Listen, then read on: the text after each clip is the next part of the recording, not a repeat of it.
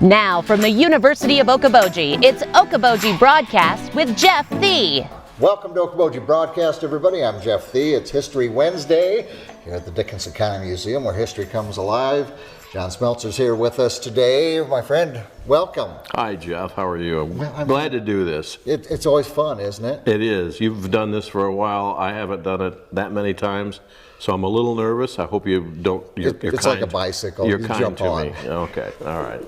Jump on the history bicycle, and away we go, John. Let's go. Let's go. I really like to ride that bicycle. I know you do. So let's see where we go. In fact, you're wearing something about history of interest of yours, and we're talking about Templar Park today, John. Absolutely. Templar Park is the subject of the moment. Working with the museum, we're going to do a program coming up here this Thursday at 7 p.m. right here in this room.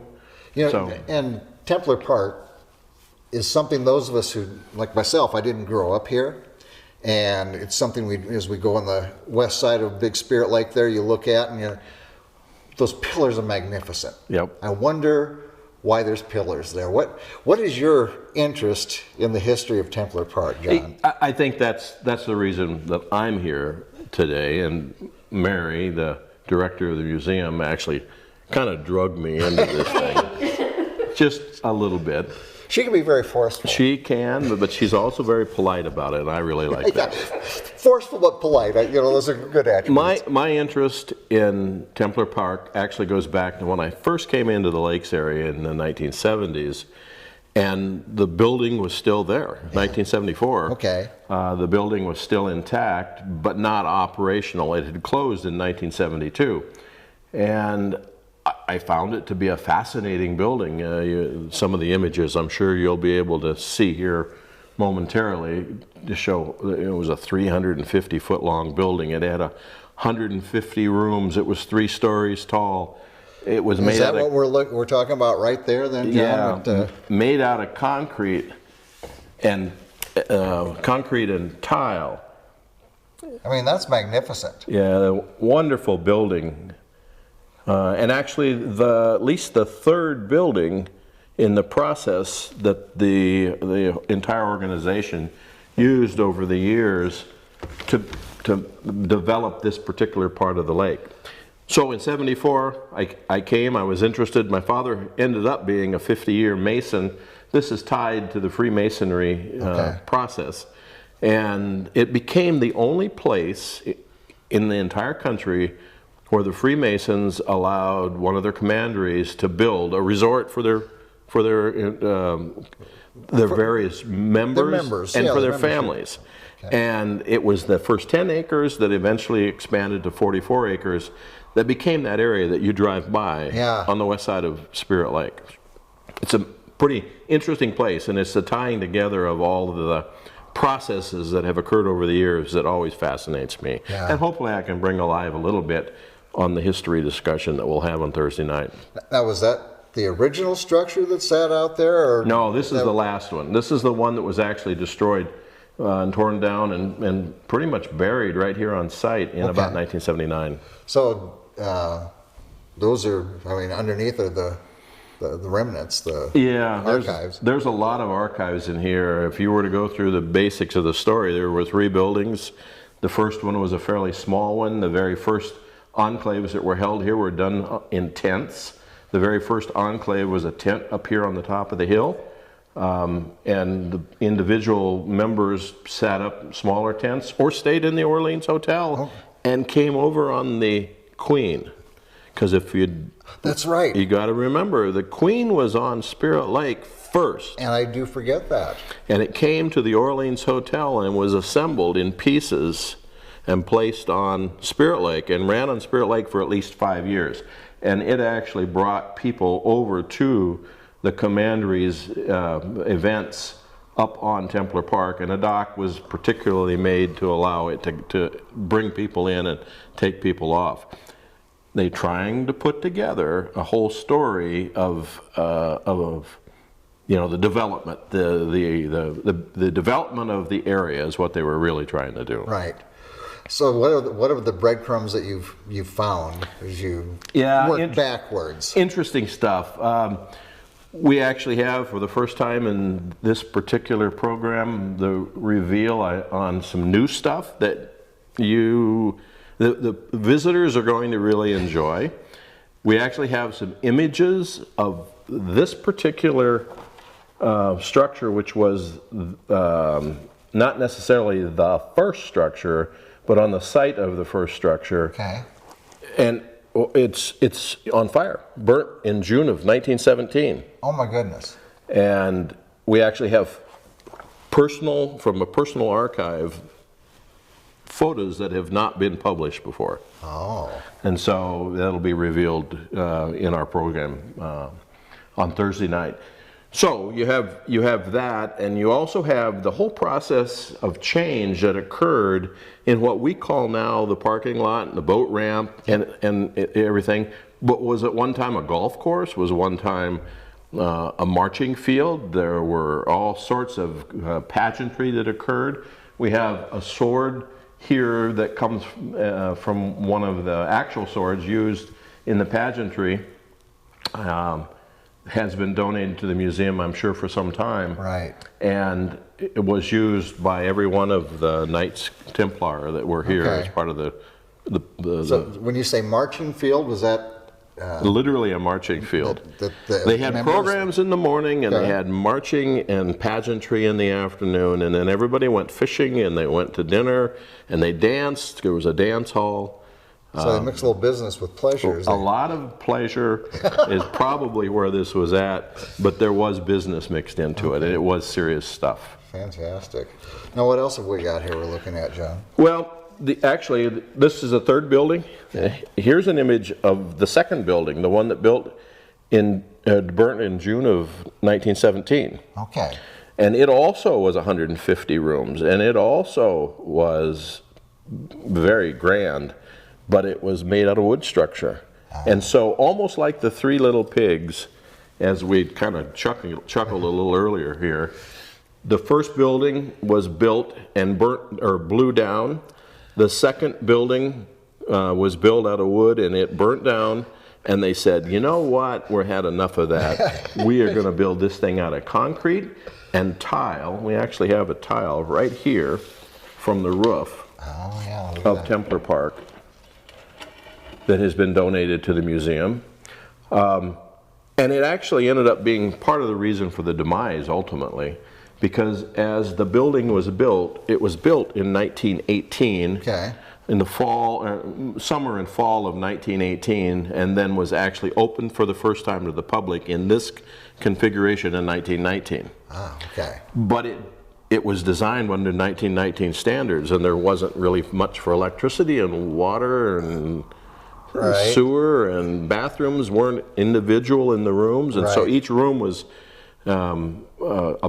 basically a box, and then it had gang bathrooms and gang showers, and that turned out not to be really something that people like later on. I was going to say, when I look at resorts, that'd be something I would look at in the brochure and go, I don't think so. Yeah, and I think that's what happened in part here. But also, you can imagine a building this large required a lot of maintenance, and over time, the original cost, they were given as a committee $100,000 to build this particular building. But the first building, the very first one that we have seen, and I'm sure you'll be able to get an image of that. I don't have it right here. It's in part this, but it's actually only a two-story version. Okay. Was about $6,000. Oh my! So you can see $100,000. You go from $6,000 of investment on free land to $100,000 of commitment, and now you've got skin in the game. Yeah. And I think that's what happened. And then over the years, as the return on investment was fairly low because they didn't charge much, and they only opened it up to the public in later years, so that there was actually income being received. And although towards the end they said they still were in the black, I think they could see the writing on the wall. And in, the discussion in 1965 started to literally take this building and tear it down in the 60s and convert the whole area into condominiums. Okay. It did not happen. It was a big fight, and it ended up then being sold off privately. with uncertain future. The Bedell Corporation ended up buying it. Tom Bedell took a piece of it and converted the pavilion into a usable space for Berkeley and Company. Right. And then I think over the years he said, I think I need to go someplace else. So it ended up being sold to the state of Iowa, and now is in a configuration of a recreation area, right. State park like. Right. So, as I think about it with the size of it and in the same era, it reminds me of a little bit, but with two completely different endings, and it would have been the New Inn. Exactly. And this at Templar Park. And a vintage that are similar in nature. Remaining now on site, if for those that were to visit, the stairs, the grand staircase that comes off the east side of what would have been the main portion of the building remain and need to have some work done on them. And then in 1926, a donation out of Smeltzer, Iowa, actually allowed for the construction of the archway, which you mentioned earlier. Right. That was a 1926 construction. Which we can kind of look at. Yeah, you can. Here, if I can bring it in a little bit. You can see it right here. Yeah, the archway. And now that everybody modern day recognizes that. You drive by and you see it, yeah. and there are pigeons on it sometimes, and there are swallows that nest on it, and sometimes the vegetation around it's too tall, and it blocks off your view, and you pull through it now, and the bicycle trail goes through. Yeah. So you have to carefully go through because you have bicycles coming across as well, and then just in and to the right now, rather than a marching ground, you've got the parking lot for the boat ramp. For the boat ramp, and then a lot of fishermen getting ready to hit the lake there. Yep. On Big Spirit. Absolutely. Yeah. So that's a little bit of the breadcrumbs, and you'll be talking about this on Thursday night here. Now, as we look at modern day, what's your interest in what's going on there in Spirit Lake? I think that's the pieces, the then and now, and where we really want to go is the Spirit Lake Protective Association has taken a look, of course, around the whole lake, Big Spirit Lake, and have focused for the moment on Templar Park as being a really underutilized area. And things like the viewscape, for those of you that have probably paid attention to what's going on at Templar Park, everything south of the steps, the grand staircase, has been cleared off, and we actually have an open viewscape to be able to see the entire lake now. When we have fireworks that we do on July 3rd, we had folks say, yay, they're going to be a little further out in the lake. We'll go to Templar Park and look at them. And they all went there, and guess what? They couldn't see them. The trees were in the way. Yeah, exactly. And so what we did is we got permission from the state of Iowa, and working with Iowa DNR, just cleared off this south view, and are planning on keeping this viewscape from the stairs over to here open, so that we're able to watch the lake, see the lake. Be a good viewing area for, we call it viewing area, including watching the. And we're not going to do the same thing to the north, but we're going to probably clear off some of this and thin it out so it'll be a better spot. Okay. Over the years, as you look at it, you'll see that there's different configurations that have been had. Other things like new docks, so public access can be improved. We know that there has been or will be replacement of the docks in the boat ramp area and out at the lagoon. Right. Little worried about the height of the lake and may not be able to use it a whole lot this year. The other, a historic kiosk needs to be developed. We've got a Purple Martin colony that we've established there, and we're just looking at things that you can do going forward, improving the shoreline and make sure that we minimize erosion, all elements of what happens goes into going forward. It, doesn't it? Yep. Absolutely. Well, it's exciting stuff, and it's fun to, 'cause I didn't know the history of all the different buildings that actually sat there, and the big bad wolf that took care of some of them. Well, and you can get into the discussion of the formation of the cottages, because now we have a North Templar and a South Templar. Yes. They all have cottages on them. They're privately owned. They're not part of the Templar Park recreation area per se, but they were at one time all contiguous parts of the whole Templar Park area. There's a whole process of the filling in of the lagoon. As you can see in this particular image, this whole thing is filled with water. Sure. And it's filled with water over here where the boat ramp's at. Right. But if you look at this image, which is not too much different, that whole area behind is no longer wet as it is here. Sure. Yeah. Same area, completely different topography there. Yep, Yeah. completely different. Even, and what we've got is we've got really just a few years apart in the image, lots of work that's going on in the development of that area. Yeah. So can people get involved, join the Spirit Lake Protective Association? And Yeah, absolutely. I mean, SLPA is an organization. It's a 501c3. We work collaboratively with the museum on a variety of projects. And this particular one is just kind of a way for us to expose the potentials going forward, because it's got 100 and some year history behind it, Yeah. but it'll also have 100 and some year history ahead of it. Yeah. And what are we going to do? I don't know, but let's get together and talk about it. I mean, it's fun to look back, but it's important to look forward. Absolutely, absolutely. So we got to do both here. We do them both, and around the entire lake, of course, there are a tremendous number of opportunities to do similar kinds of things, but this one has a special feel to it. It does have a special feel, special history to it, and it's an important part of our history right here in Dickinson County. All right, well, John, again, we remind people that we've given his Templar Park then and now. It's this Thursday, tomorrow, March 24th, 7 p.m., right here. Yeah, Thursday, not tomorrow, though. Oh, it will be tomorrow. Yeah, it will be. The magic, I understand. the magic of video. The magic of tomorrow. I could tape on one day and put it on another. It's amazing. And let's not forget the big reveal that's going to happen that night. Oh, yeah. The donation. Yeah, we actually have a donation that's coming that night that's a pretty special one, and it will be revealed publicly in that evening. So I hope there are several things that the public will find of interest. I think the reveal, of course, is going to be a good one. It's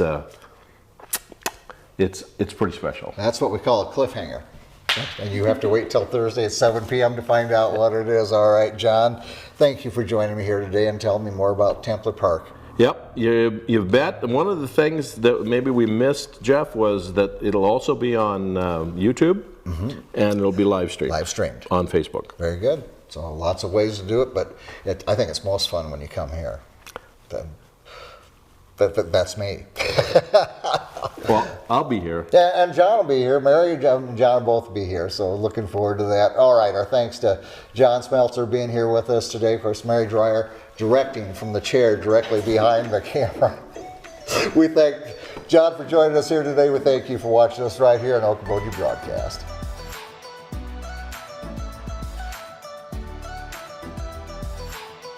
Okoboji Broadcast from the studios at historic Arnold's Park Amusement Park is brought to you in part by the Scott Troutman State Farm Agency in Spirit Lake, Quest Wealth Management, a financial advisory practice of Ameriprise Financial Services, advisor Jan Spielman, AJ Spielman, and Erica Wachholz, Ducky's Marine and Motorsports Repair in Spirit Lake, Bank Midwest, dream big, plan wisely, live well. Lakes Regional Healthcare and Avera Partner. Ruthven Locker at the Lake, where carnivores are welcome on Hill Avenue in Spirit Lake. Beck Engineering in Spirit Lake. Be Radiant Laser Skin Studio in the Okoboji Plaza in Okoboji.